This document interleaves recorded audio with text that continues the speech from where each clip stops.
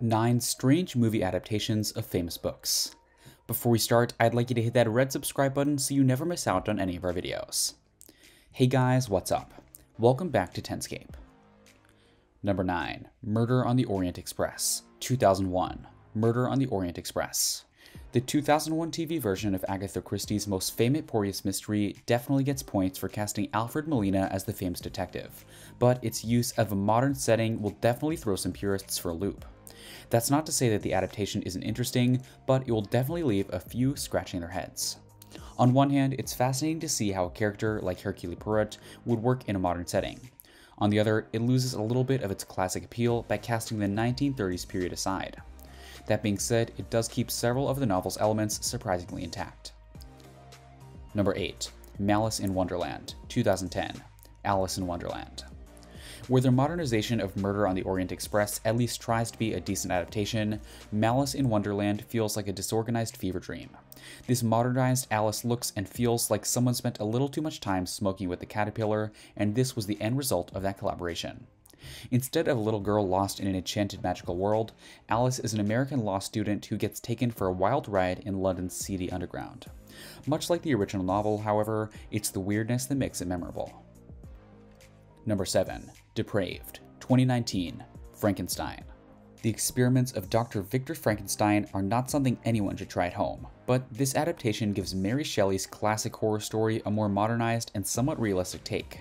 There's a great deal of focus on the medical side of things, as well as the implications of bringing a dead man back to life for both the subject and the scientists involved.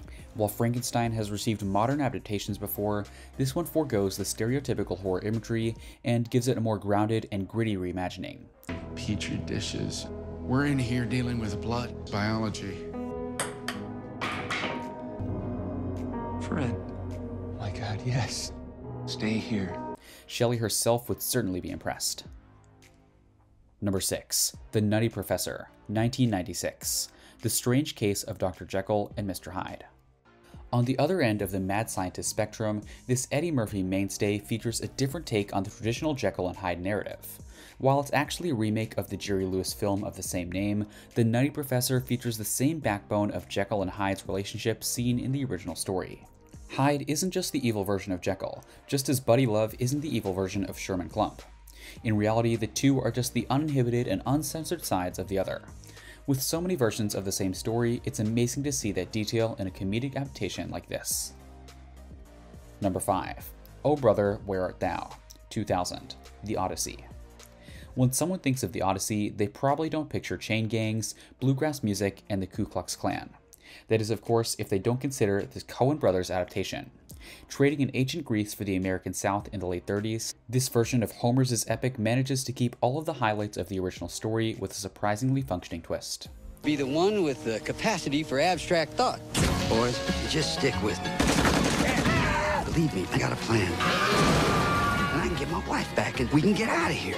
On paper, Oh Brother, Where Art Thou shouldn't work, but it's easily one of the most beloved book-to-movie adaptations out there.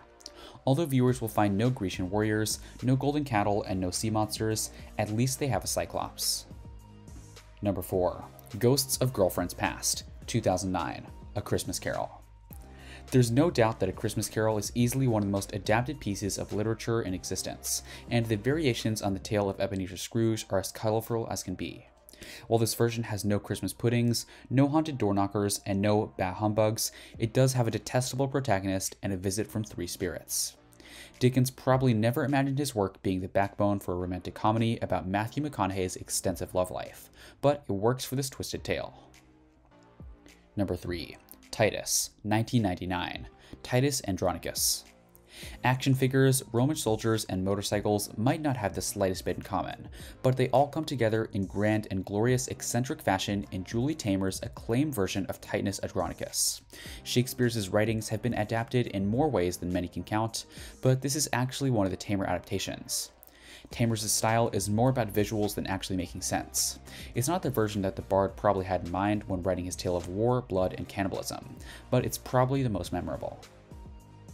Number 2.